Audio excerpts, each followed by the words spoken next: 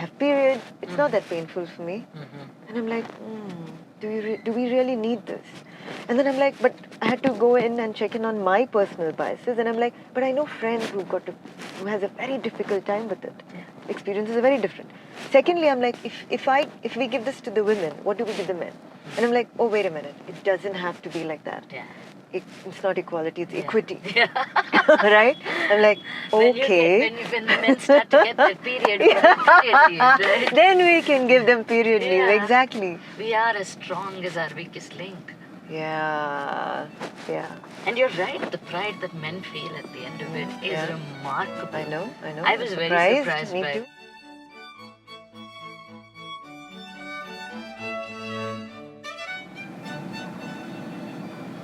Now, this is a whole trend where, Pride Month comes in the year, June happens, and everybody started putting out all this, the rainbow trend that you see, logos turning rainbow colored, logos coming up.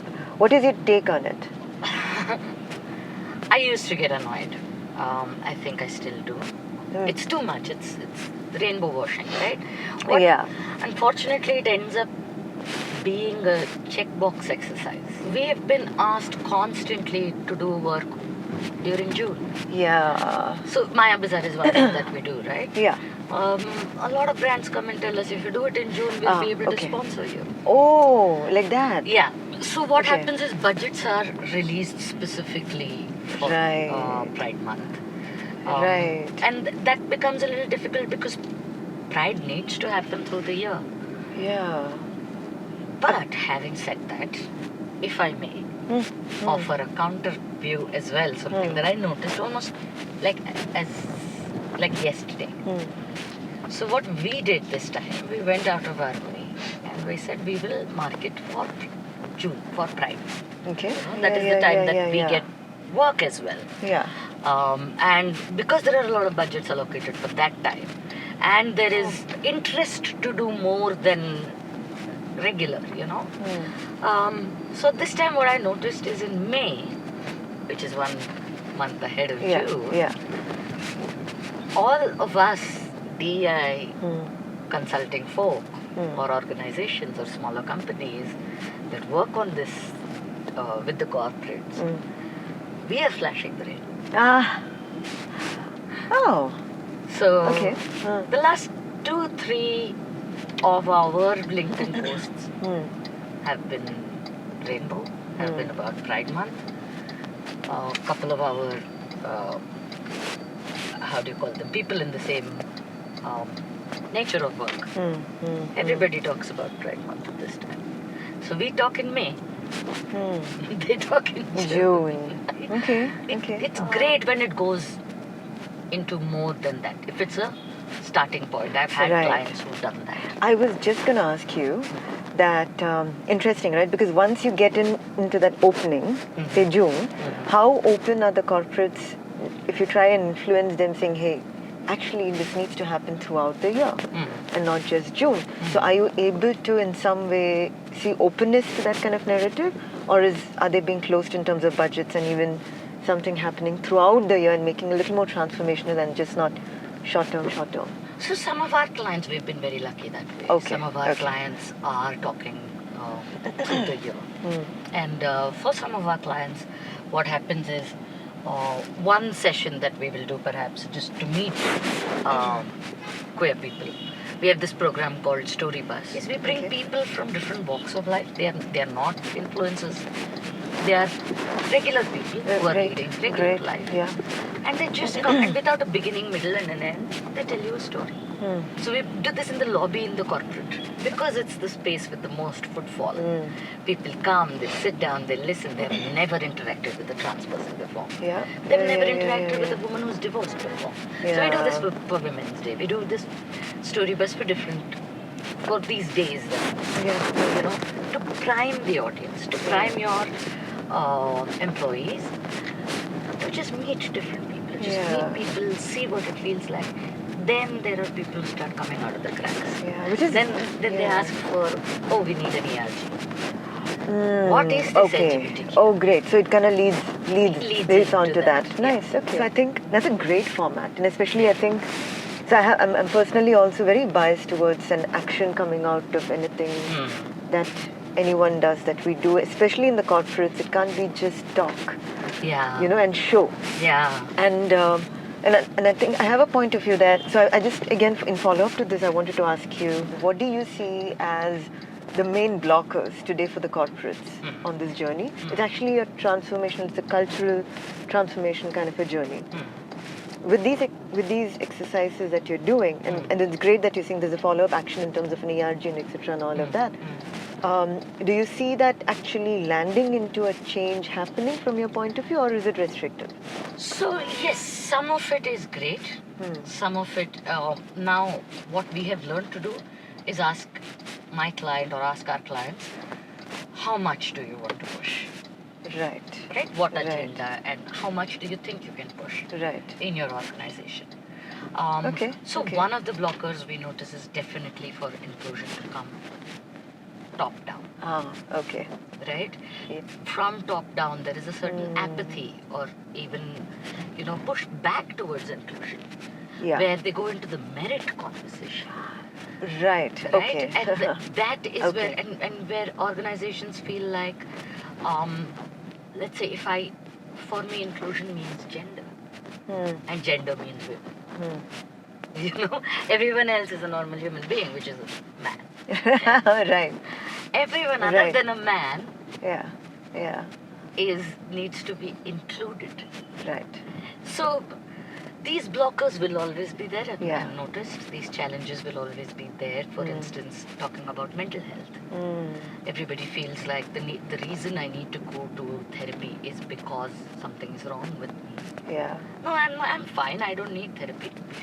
If you want to continue to be fine, you need therapy. Yeah. And an employee assistance program will help you. Yeah. Yeah. Right? Yeah. And you, as an organization, you need to talk about this. Yeah. Only then will people know that, oh, look, I'm feeling stressed at work. What can I do? I go and look up my intranet, and there is something called an employee assistance program where I can hire or I can go to a therapist for 40 minutes. Yeah. There you go.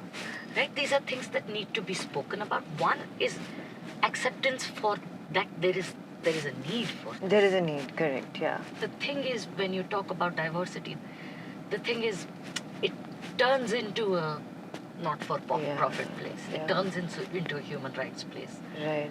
Leadership needs to start getting cognizant of is diversity works for your bottom line.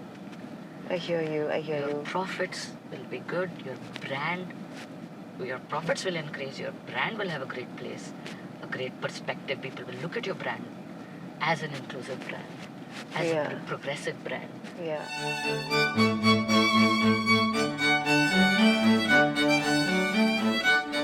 Call to action, right? So basically, if you have to the corporate world, say, hey, what would your call to action be? 1, 2, 3, if there is a third at all, but what would that top 1 or 2 be? Take chances. Just take a chance. I would tell the corporates, any one of, and I would specifically speak to perhaps these tech bros. Take a chance. Tech bros. With the concept of diversity, because it will help your product at the end of the day. You don't understand what, and I have done this. Let me give you an example. When one of my clients actually floated out period leave, there was a survey that was done before that. Okay. At the survey phase, even with men, the amount of pride and belonging that they felt for the organization, because it was just taking one step ahead to say, you know what, we care about our people. It's a thing, it's a real thing, right? There are conversations that people are not allowed to have in organizations. Yeah. But the moment the organization comes and says, you know what, this is very real, this is a problem not a problem, it's a reality that half our population faces. No, I agree. Let's talk about it, and let's make our policies reflect our, what our values are. Yeah. And I think, from my personal experience, for example, you spoke about period leave, right? I had a situation where I'm in HR. I'm in HR. So that came as a question to us in an all hand saying, give us period leave. Now, and now I had to sit with it, and then I had to kind of go through different levels of biases. Like I had my own. I'm a woman. I identify as a woman. I have period. It's not that painful for me. And I'm like, do we really need this? And then I'm like, but I had to go in and check in on my personal biases. And I'm like, but I know friends who has a very difficult time with it. Experiences are very different. Secondly, I'm like, if we give this to the women, what do we give the men? And I'm like, oh, wait a minute. It doesn't have to be like that. Yeah. It's not equality, it's equity. Right? I'm like, okay. When the men start to get their period, period leave, right? Then we can give them period leave, Yeah. exactly. And then also because I'm like, I don't want us women to be put in like it shouldn't. Then I was like, In a vulnerable space. yeah, you know, also in a special space. Yes.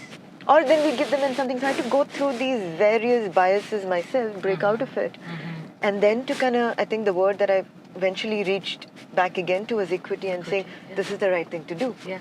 Right? And you're right. I think a lot of men kind of responded to that saying, we're so glad and I'm so proud of the company. A few women reached out and saying, this is such a step backward. Yeah. And I'm like, damn it.